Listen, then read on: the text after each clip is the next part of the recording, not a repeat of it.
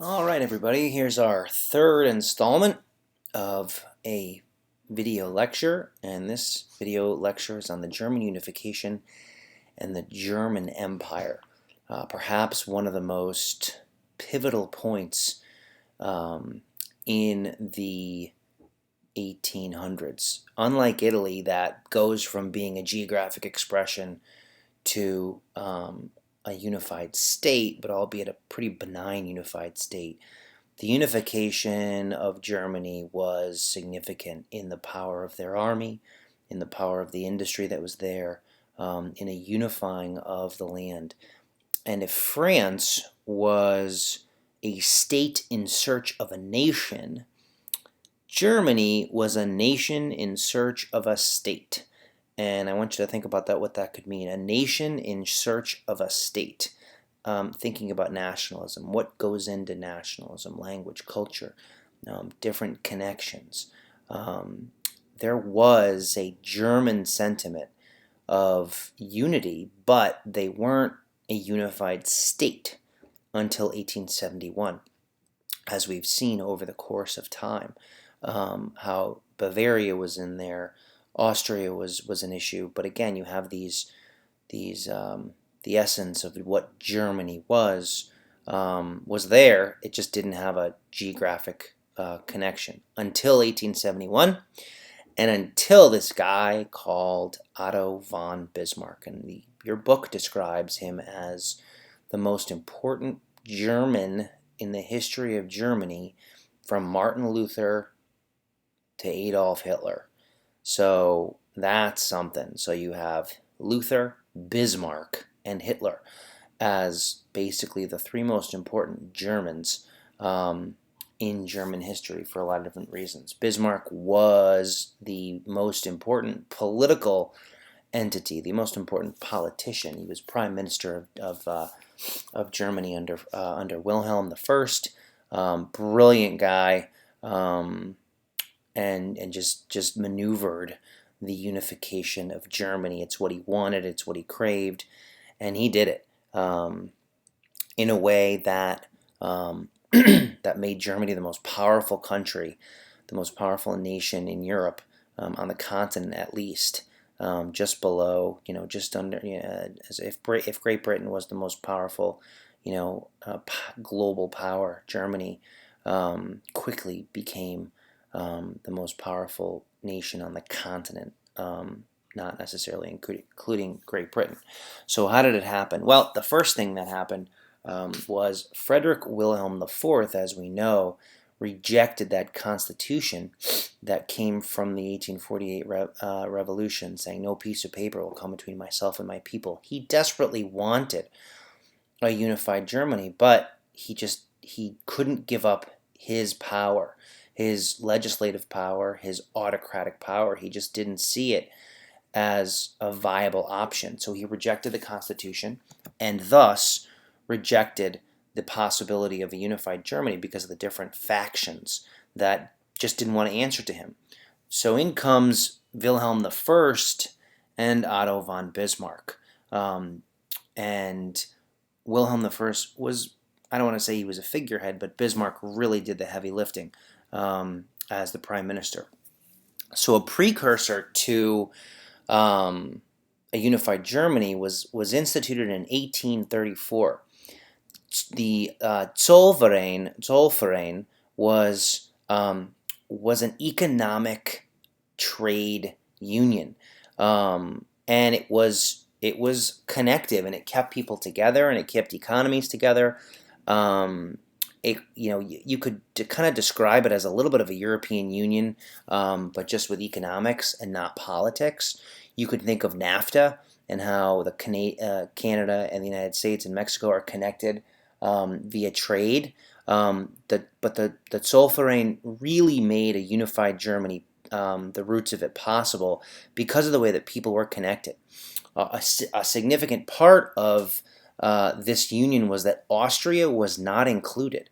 Metternich did not want to be included in this union, so that really sets off the disconnect between Austria and Prussia, and this rivalry just got progressively worse as the time went on. But a lot of people think that the German states, the Confederation, kept them out, but it was Metternich that didn't want to be part of the Zollverein. But this entity gave roots to a unified Germany. So that's really important. So what the Zollverein did was help to lay the groundwork for a unified Germany, because of the economic union that existed. So just some fun quotes from attributed to Bismarck. The less people know about how sausages and laws are made, the better they'll sleep at night. You can read the rest of them, but he was a skilled politician. He was tactical to the nth degree. He was a conservative. That third quote there, the great questions of the day will not be settled by speeches and majority decisions. That was the mistake of 1848 to 1849, but by blood and iron. He's going to use war to his advantage, and he's going to use war to bring in the German Reich. So that is a very important statement, by blood and iron.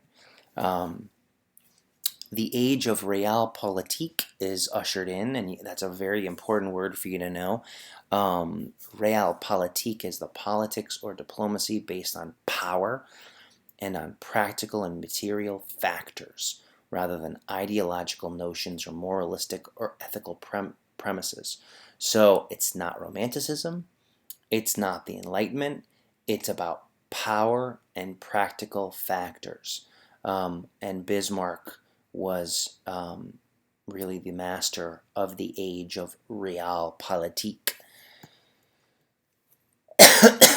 The book talks about the age of mass politics, going from 1871 to 1914, and in Germany and elsewhere in Europe, this again it revolves around this concept of Realpolitik.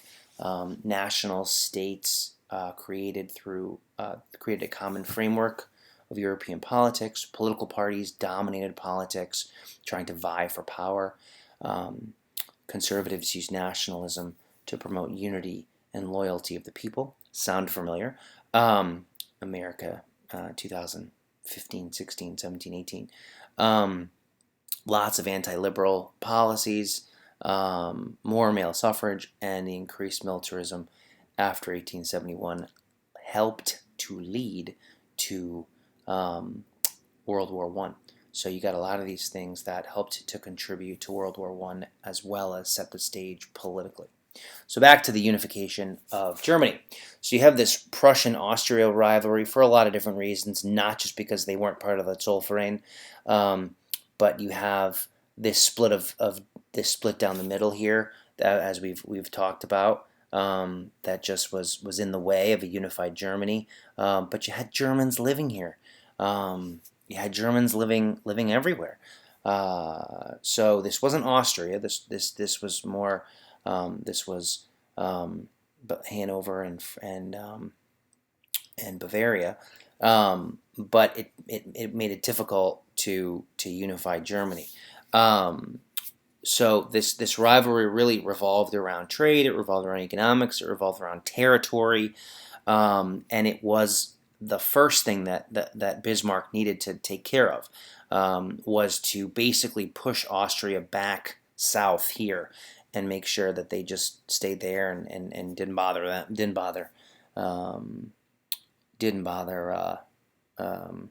Germany. So the first thing we get was a couple of wars, as the blood and iron sentiment was exemplified. You have the Danish War and the Austro-Prussian War. Not long wars at all. And the Danish War, again, Bismarck really promoted and kind of goaded these countries into these wars to gain territory. They gained Schleswig and Holstein from the Danish War, and they pushed back Austria as a result of the Austro-Prussian War. And interestingly enough, though, it lasted about 7 weeks. Imagine that. Imagine having a war against this supposed might, the might of the Austrian Empire. It really wasn't mighty at all. by the 1860s, 1850s, 1860s, Austria was really kind of weakening. It didn't last long, but Bismarck was smart enough not to demand significant reparations, land or otherwise, from the Austrians. So, because if he did that, then a lot of the ethnic Germans that were living in Austria, in the Austrian Empire, and then also in areas that weren't controlled by Austria but were not yet German, that might have gotten between Bismarck and a unified Germany. So he did not demand any land from the Austro-Prussian War. He just basically he pushed back. He made sure that they were not going to be a threat to Prussia, even though they did cede. They did cede their land, and in fact, because of that, it actually helped the Prussians gain Schleswig and Holstein, because they got that with the help of Austria, the support of Austria. So these are the first two phases of getting a unified Germany. All right. The next phase, or the next part, is this third war that Bismarck uses to unify Germany, was the Franco-Prussian War. This really destroyed the French. It was a completely manicured or manufactured war. So there was this kind of weird little thing going on with Spain, where the Spanish leaders wanted this guy Leopold von Hohenz, who was a cousin of the Kaiser, to be their king. France didn't want that, because they didn't want a Hohenzollern on the throne of Spain and of Prussia. So they protested, and they got his name withdrawn. However, as you see, the French ambassador asked the Kaiser at Ems, a place, to apologize to Napoleon III. Well, Bismarck literally changed the telegram and basically goaded France into declaring war against Prussia by changing the telegram to make it seem like Wilhelm was insulting Napoleon III. So Napoleon III got mad. He declared war on Prussia for no reason at all, and they went to war, and they got smoked. They got crushed. The Prussian army was the most powerful army in Europe.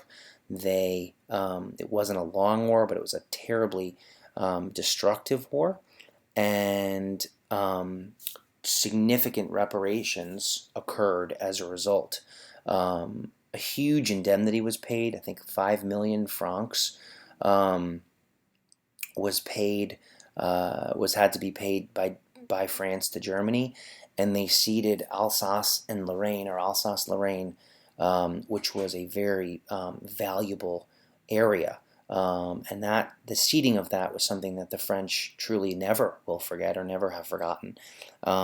Just a really important area of land in between Germany and France that always has been kind of a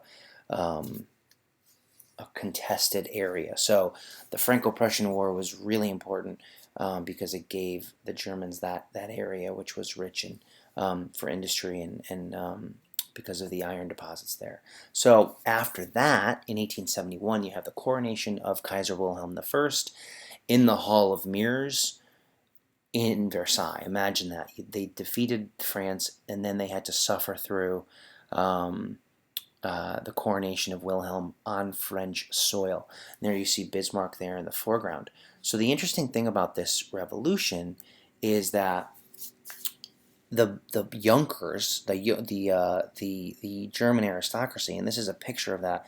The Junkers they pledge their allegiance to Wilhelm I. So Bismarck supports the Kaiser, and so do the aristocracies. So the aristocracy is, the nobility has the money, they have the land, and they support the nobles. Well, Bismarck was really the guy behind the guy, making sure everything happened. And so, it was to a point a constitutional monarchy, but it was pretty conservative. But Bismarck, during this time of the German Empire, he was the Chancellor of Germany. He did allow for a bicameral legislature to exist, the Reichstag and the Bundesrat, where the two two branches, essentially, the two houses of the legislature. And Bismarck was no dummy. He was a conservative, but he also made sure that the workers had what they needed. As was mentioned, this time of realpolitik uh, was was a time where political parties rose up. The National Liberals was a political party that was in control of the Reichstag quite a bit during the 1870s, 80s, 90s. The Catholic Center Party, the Social Democratic Party. Now that was the Socialist Party, and Bismarck outlawed the SDP. He also threw out the Catholics, so that there was a lot of anti-Catholic sentiment, and he definitely centralized power within the Kaiser's control. Though Bismarck's Kulturkampf is another kind of trademark of his politics, and there you see so many things that happened during this time, and all of these things that you see here helped to unify Germany, throwing out the Catholics, and making regulations on labor, child labor, pensions, health benefits, Social Security. There you see that quote, which is actually in your book at the bottom: "Give the working man the right to work as long as he is healthy. Assure him of care," etc., etc., etc. So as much as Bismarck was a conservative, he definitely made sure that the liberals were heard. He made sure that the workers were supported. He made sure that Germany was supported. Industry grew during this time, and Germany becomes an extraordinarily powerful country in Europe. And so much of what happened in Germany during this time actually was a precursor to World War One. What was well known as probably the Second Industrial Revolution. The different alliances that were struck because of the power of Germany, the nationalism that existed in Germany, just lots of things that were the precursor to what led Europe to World War One. So there we have the unification of Germany. Really, kind of the empire not ends, but Kaiser Wilhelm II is the Kaiser that brings Germany to World War One, and through World War One. Bismarck resigns early on in his reign, and thus we have the end of Bismarckian politics in Germany. That is it for the unification of Germany and the German Empire.